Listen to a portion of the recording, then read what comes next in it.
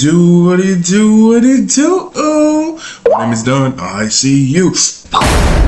Welcome back to the channel, man. Welcome back to the channel. How is everybody doing today? How are we doing? Welcome back to DONNYLAND.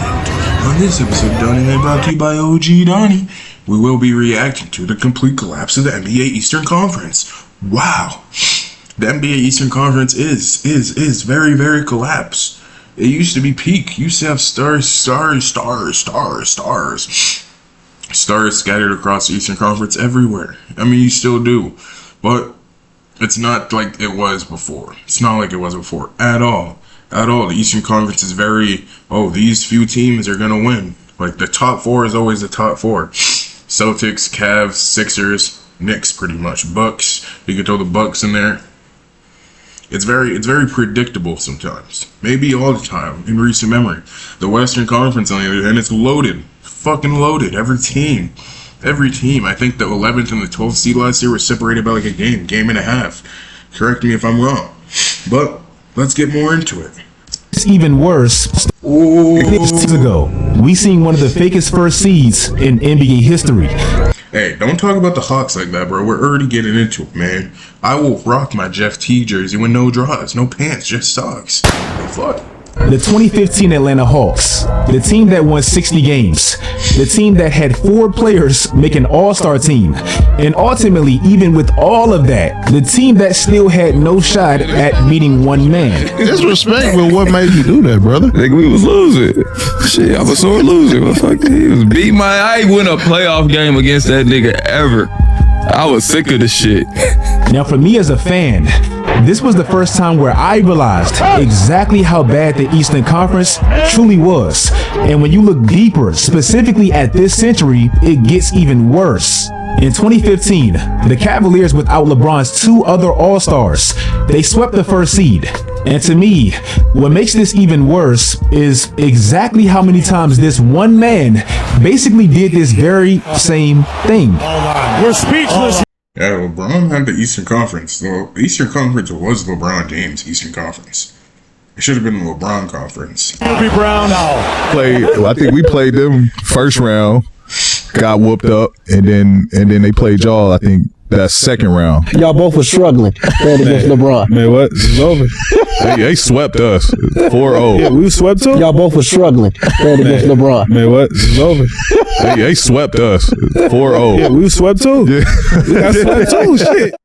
We know this happened. LeBron made 8 straight finals and basically breezed through the entire 2010s Eastern Conference. But as great as this actually sounds, let me really unpack why some people don't really value this. LeBron, in the 2010s alone, he played the first seed in... How can you not value it, bro? It doesn't matter. He's still beating the competition he has and getting to the top every fucking time. The Eastern Conference 4 times in his 8 straight finals run. Do you know what his record is against these first seeds? 16-4. Meanwhile, in the playoffs, in this exact same span against the superior conference, he's 18-27. Now, this discrepancy between conferences has really been a major issue really since Michael Jordan left. But this year specifically, it's an all-time bad. My boy Don made this video last year, basically about why the East has really felt weak our entire lives. And one epiphany that video kind of gave me is really how exactly what just happened in these last playoffs has really been the theme of the East for the last 25 years. Bro. Dame, JT, Tyrese Halliburton, all blown Achilles, man. All in the same playoffs. That shit sucks. From the 80s all the way up until the 2000s, the majority of the NBA championships came from the East. During that 20-year span, we had a variety of different all-time teams that came from the East. In that 20-year span, 12 out of 20 NBA championships came from the East. My next 5 years with I had just signed that deal. You had just signed the deal. I feel like we were secure, but everything else around us was going to shit. Players, forcing trades. We got bringing Ben Simmons. He's back. Like, it was just so much Stuff going on. bullshit around us. I feel like we were locked in on the same page and understanding like we're trying to do something special here. One thing that's glaring about this century's Eastern Conference is just how many times injuries played a major factor in the demise of this conference. Derrick Rose I mean, the East is cold as fuck, bro.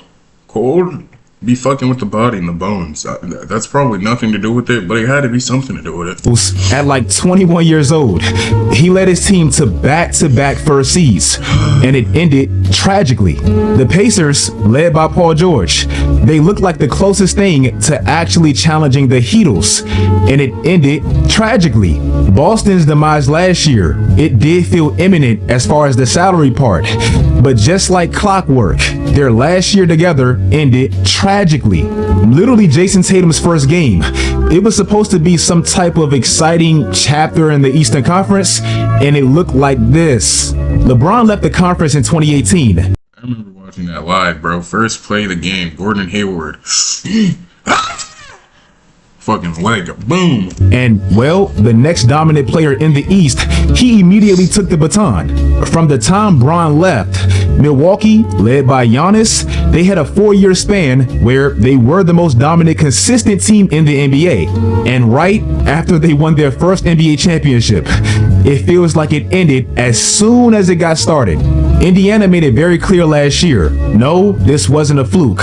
But just like that, it damn near feels like the window closed right as it began. Damn, he's really breaking it down into ways I've never even seen it before. That is so true, bro. The amount of injuries that happen in the Eastern Conference after some shit goes good, it's astronomical. Astronomical. He just named Derrick Rose, Paul George, Tyrese Halliburton, Jason Tatum. Think Grant Hill, Tracy McGrady. Holy moly. The Western Conference last year was one of the most competitive playoff races that I've ever seen. And the East, it was cool. But bro, in a span of just 4 months, from the time the regular season ended in April all the way up until now, August, look at how a strong conference got significantly stronger and a weak conference immediately got all-time weak. 3 of the top 5 teams in the East last year either lost their best player or their second best player heading into this year. Meanwhile, out west, the second seed last year added Kevin Durant. The team with the best player in the world, they finally got him a backup center and much needed depth, and they patched holes. Who's the backup center? I don't have Who did the Nuggets sign? The Nuggets added Valanciunas. I forgot about that. Holy moly. to believe in the Clippers, but they do have a fun team on paper. And the team that got clowned all last year, they got the #1 pick in a draft with a prospect that seems like he can be generational. I seen this comment on Reddit that, to me, summed up this century's conference gap perfectly. In the East, you can make those impulsive, mortgaging your future moves that essentially allows for you to skip steps in a That is so true. Think about how many times Eastern Conference teams have blown shit up just to get a better piece. Think about the Celtics getting Kyrie because they wanted to take that next step. Think about the Nets getting KD, James Harden, and Kyrie. Think about the West, how you have the Thunder stacking picks for years, bro. That Thunder could get the #1 pick in 2020, fucking 2034, 2035, 2031. conference that's so weak. Whereas in the West, where great sometimes still isn't good enough, the longevity of your roster construction clearly is a lot more prevalent. Think about it like this. If you look at the top Think about how many times LeBron James changed his team in the East. I'm not talking about him changing teams, boy. Just the makeup of his team. Yeah, think about that, bro. Think about that. Carmelo Anthony, the Knicks. individual seasons since Michael Jordan left, 7 of the 10 teams are all Western Conference teams. The top 7 teams are all West teams. 2 out of those few Eastern Conference teams, what exactly do they have in common? They were microwave teams that really had short spans. In 2008, when the Celtics made this move, they went all the way from the worst team in the conference to the best. Still to this day, the greatest following season turnaround ever. And not to take away from that accomplishment, but a big reason for that was the state of the conference and how up for grabs it just was at that time. The year before that, a 22-year-old LeBron with this roster made the finals in that conference. Once he made the finals, it proved to be one of the most lopsided finals of all time. Has there ever been a bigger disparity between the two conferences than there is this year, between the West and the East? I firmly believe that 4 or 5 teams from the West could beat Cleveland in a series. I just think the West is that good right now. And this theme of the West just obliterating the best the East has to offer has actually been more common than you probably even realize. Since Jordan retired. That is true. Seeing Steph Curry, think about the time that the Warriors, nobody expected them to beat the Celtics that year in 22, 23. But they did. They did. And I keep using that because that seems to be when the East really nosedove. But we've had 4 sweeps. They've all been Western Conference teams. In that same time span, we've had 7 gentlemen sweeps. 5 of them have been Western Conference teams. Most of these that I can remember always felt like one superstar out East dragging mediocrity all the way until they met what looked to be Goliath out West. Also, what makes it even worse for the East is basically how the deception of the conference gaps directly ties to the drafts. Get this.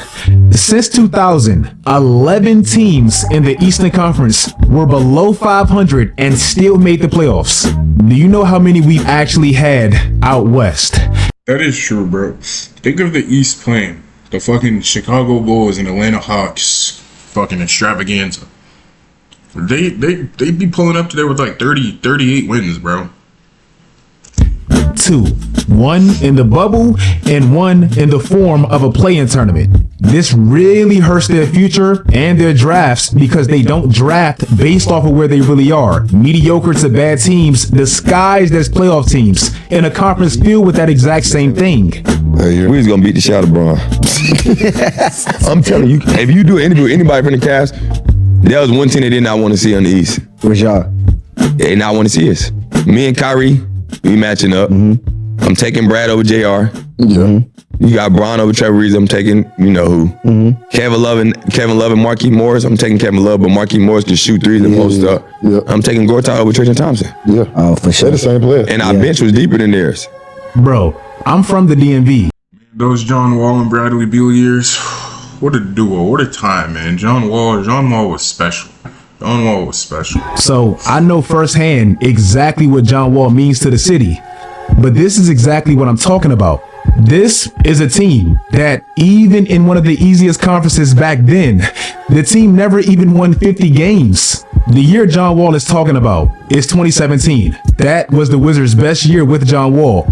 And that specific year, 2017, that was arguably LeBron's easiest run to the finals. In 2017, everyone knew it was going to be Cleveland and Golden State Part 3. And this time with Kevin Durant, it was imminent.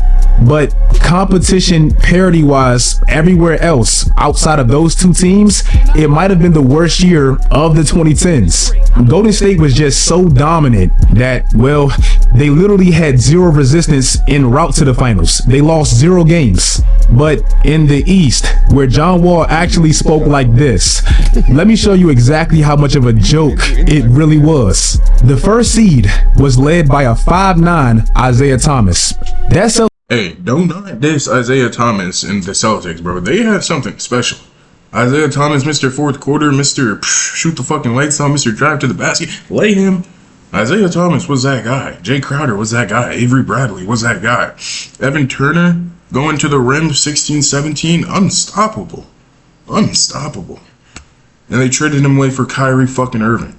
Celtics team won 53 games. And to me, in the first round, they were literally about to lose to this experimental Chicago Bulls team. Nobody talks about this for God. Hey, bro. Rondo, Dwayne Wade, and Jimmy Butler, that's a trio. Doesn't care if they're experimental or what. And failed big 3. But one of the most forgotten moments about this specific Bulls team is the fact that they went up 2-0 against the first seeded Celtics, and then Rondo got hurt, and they never won another game. That is just how bad and how winnable the Eastern Conference was even back then. And how I told you, Golden State only lost one game en route to the finals that year. Well, Cleveland, they only lost one game to that soft-ass Eastern Conference. 2018, the following season, that's when we finally got what looked to be the next generation of the Eastern Conference. And look at how short-lived. Man, Victor Oladipo, man. Victor Oladipo, another career ruined due to injuries, bro. Even Magic Victor Oladipo, he was doing that thing. This era truly was. The 76ers got back-to-back #1 picks. The 76ers won 50 games, and Joel Embiid and Ben... Bro, that's just more names of Eastern Conference people who have got injured. Joel Embiid, Victor Oladipo, Ben Simmons. Like... Simmons his first year together, and they look like they could destroy the conference for years. I know it's a meme now, but when Colin said this at that time, I promise you, and I wonder it made when some Ben sense. Simmons was playing. And I am more interested in watching Ben Simmons tomorrow night than I am watching LeBron tonight. Hey, LeBron, we're good, bro. You can go. First year together, the team wins 50 games. Second year together, they literally lose by this one shot.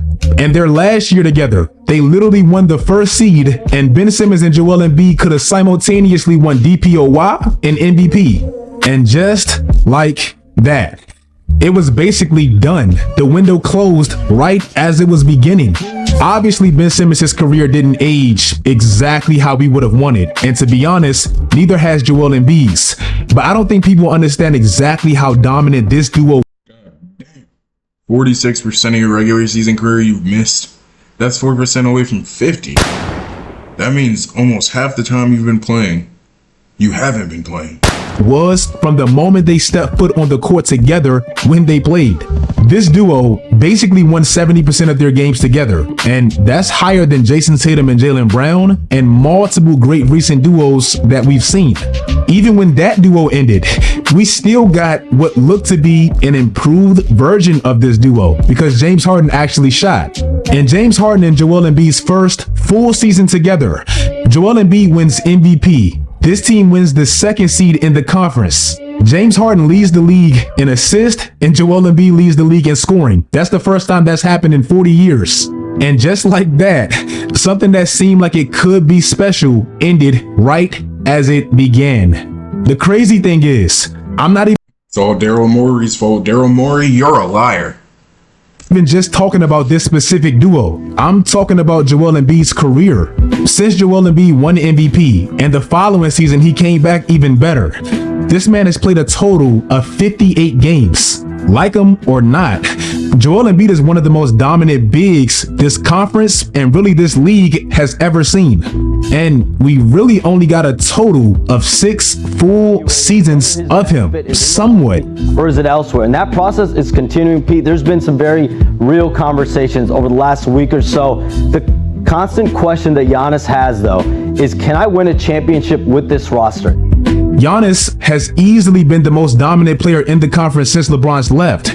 But in like 12, 13 years, we've only seen him in the conference finals twice. Miami. Him and Embiid, low-key in the same boat. But Giannis has a championship though, so. Made multiple finals and conference finals, but it's always felt like Coach Spo and Jimmy Butler overachieving as opposed to something really built to last and realistically win it all. Going back to this comment, well, it's true. Boston showed us first, Miami showed us second, and Brooklyn could have showed us last. Brooklyn created this trio, and it looked like they could have breezed into an NBA. It's all for KD's foot, bro. Championship. And, well, you know the story. Break and check on Kyrie Irving when we come back. Maybe the courts in the Eastern Conference are just weaker. Like, maybe they're made with a different type of wood because there's too many injuries like these to great teams, teams that have potential, players that have potential. That just happened, bro. So maybe the NBA needs to investigate the courts in the Eastern Conference. And if they do, you heard it here first. Yes, we do have some fun Eastern Conference teams. Atlanta, they can make some noise with Trey probably having his most complete core. The Pistons, they can take another leap in year 2. Orlando did add Desmond Bane, and we still have the Knicks and Cleveland. But it's still relatively weak compared to the West. If you guys like this video, let Hey man, the East is going to be interesting to see this year. It is going to be very, very interesting to see. We already know the West. Thunder probably going back to back. Maybe Shea's that guy. Is he going to continue to be that guy? How is J-Dub going to develop? How's Chet going to develop? You got Cooper Flag on the Mavericks. You got a healthy Kyrie Irving, a healthy Anthony Davis, hopefully. Cooper Flag. You got Nikola Jokic. You got, like, the Thunder, not the Thunder, the West, bro. The West is the West. The East, we need some beasts in the East. And I'm not talking no Brock Lesnar. I'm not talking no Japan. I'm not talking no Finn Balor. Come on, man. Hey, I can't wait for the NBA season to start. Once that starts, we'll get some live game reactions out. But that's another story for another day. And today, our story is going to end together. The video is going to end here. No. I'm sorry. Hey, you know the drill though. Like, comment, subscribe. Let me know if you enjoyed it. Let me know. Are you excited for the NBA season to start? Because I am. What do we got? We got maybe a month and some change. It needs to go quicker. It needs to calm. Hey man, thank you guys for tapping in. I appreciate it. I really do. My name is Don. I see you.